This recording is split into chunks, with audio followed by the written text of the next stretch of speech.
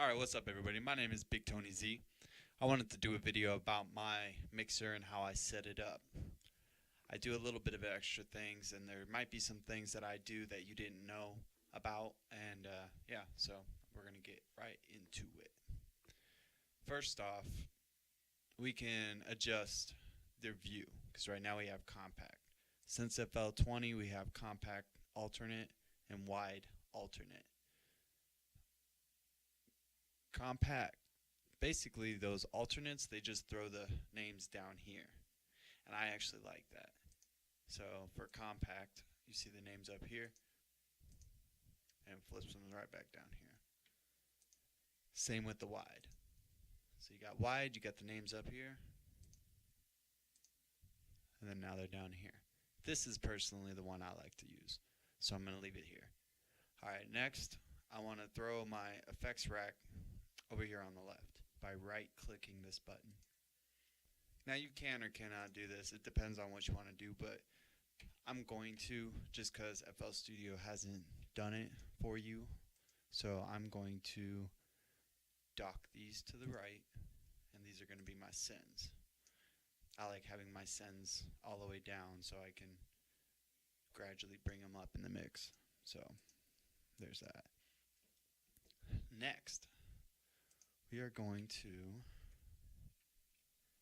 well, first we need to go to options,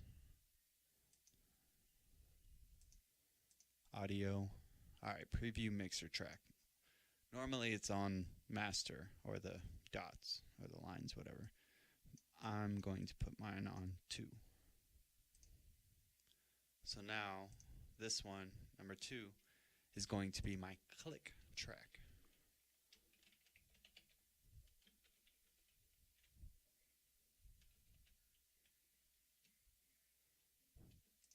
And for the first track, I'm going to make mixbus. I'm going to dock these two on the left. Now, I'm going to highlight all the tracks minus the mixbus, click track, and all of my sends. So, all these highlighted, I'm going to right click my mixbus, route to this track only. So now with every single one of these tracks routed to my mixbus minus my sends are going to the master. Everything else going to the mixbus. Now that makes like a legit parallel send and return. So click track. I don't know if you guys knew this, but the metronome up here, this button, if you right click it, you get different sounds. And this beep, like the first time I got FL Studio, I tried the beep, and oh my goodness, I think my ears started bleeding. It's so loud. So with having a click track, or your mix, your test, preview track, so any of the samples you click on over here is also going to go into this click track mixer. So, you know, if you were to use the beep, then you would want to be able to turn that thing down. I like to keep it on hi-hat because I play drums and hi-hat is very dominant.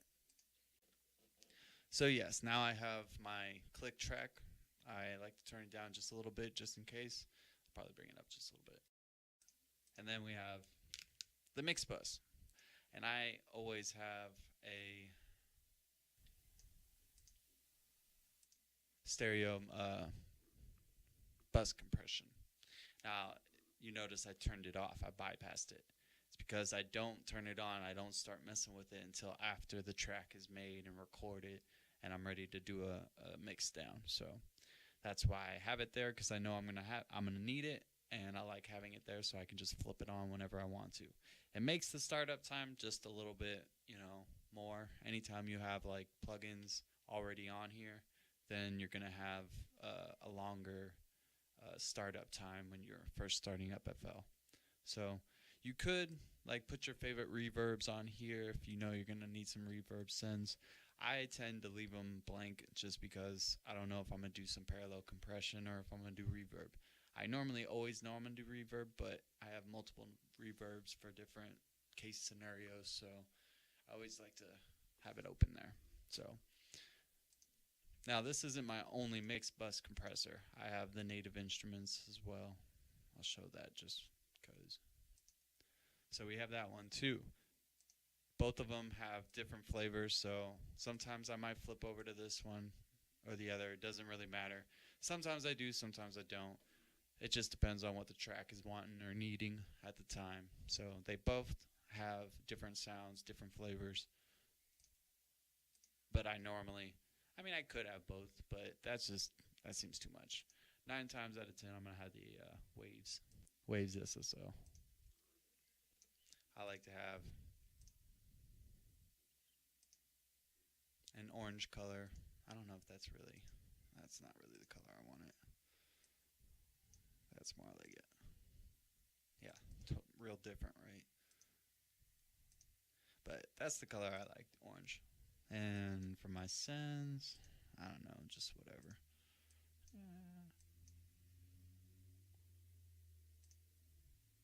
That looks pretty good. All right, cool. So I got those. You can also have one channel dedicated for a mic. If you want to have a template with a mixer that has a mic set up, like the channels set up to your audio interface and all that, you can have all that done and just have that for a separate recording template. So you can do a lot, and just, you know what? Here, I'm going to show you why I have a mix bus. I'm just going to minimize it.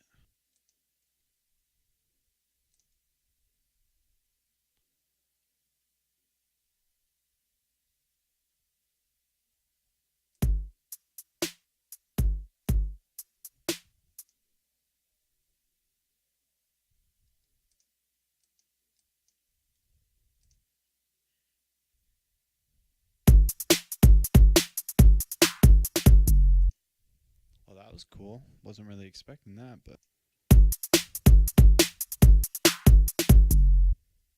nice. I didn't even know about that. That came with FL Studio. I didn't even know about that.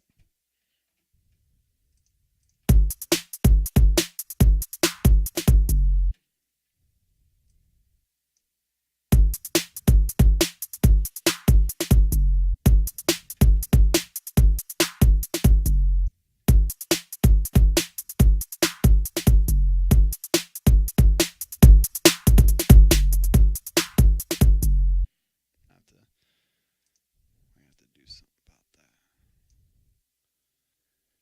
What am I going to do here? I'm going to put a reverb. I'll just use 3D reverb because I know all you got that.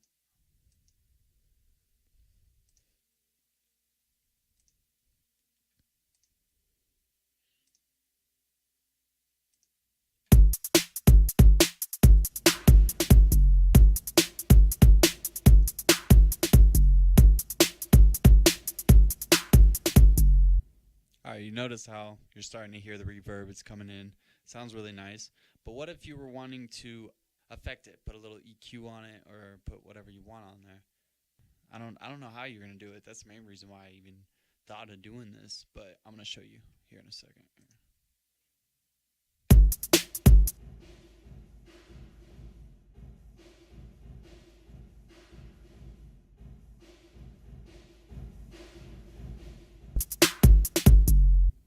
You see that? So when you're able to mute the mix bus, you're having only the wet signal from your send going into the master, and then you're hearing it through your speakers, headphones, whatever. So with that, you're able to actually process your sends clearly by listening to them. And I know you always want to, mix, process, and do all the effects in the mix so you can have a clear understanding of what you're doing. But if you faintly hear something in the reverb and a send, you can literally just mute it, find it real quick. Like, here, I'll show you.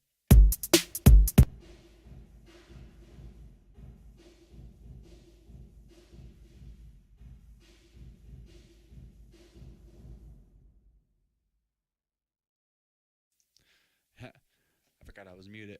But you see how you can clearly hear what the filters are doing, and it's just, to me, that seems like something that you need.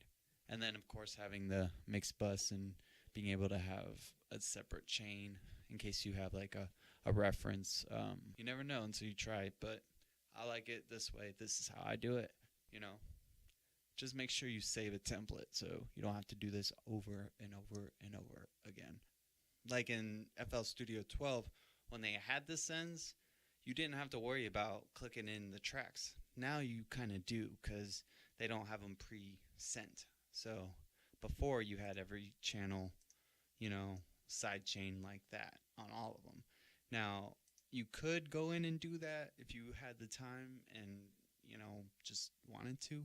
But, you know, it's too easy just to click the track that you want to send, hold Alt, click the left click, bam, sends, just like that. And then you don't have to worry about it being all on blast because you have it fader down.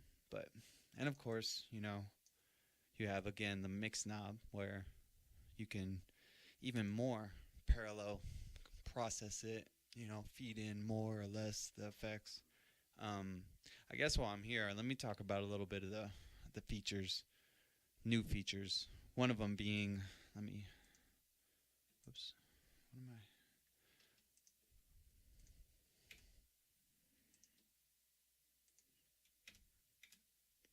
I? All right, we got all these channels. I'm gonna affect or do some craziness here just for demonstration purposes. Okay, so we got all these channels, but we're like, oh man, we gotta go back to scratch. You know, I want default. Before, you had to go to a clean default track, right click, file, save mixer track, and drag it in. Now you don't have to. You can just highlight them all, right click, reset selected tracks to default. Bam, just like that. Now just remember that no matter what you do, if you reset it to default, it's default. It is what you see right here. What I'm trying to get at is when you have these new things, you got all these, they call states. It's basically a preset. But, you know, I have my own for my mic, you know, preset. It basically has your effects chain saved. You know, I guess it could have like panning if you really wanted to too, but you know, that's on you if you want that. But other than that, the mix knobs here, they've been done over.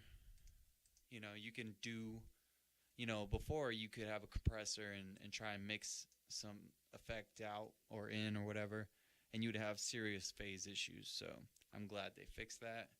All of the plug-in delay compensation down here, all this stuff got redone. It's all manual.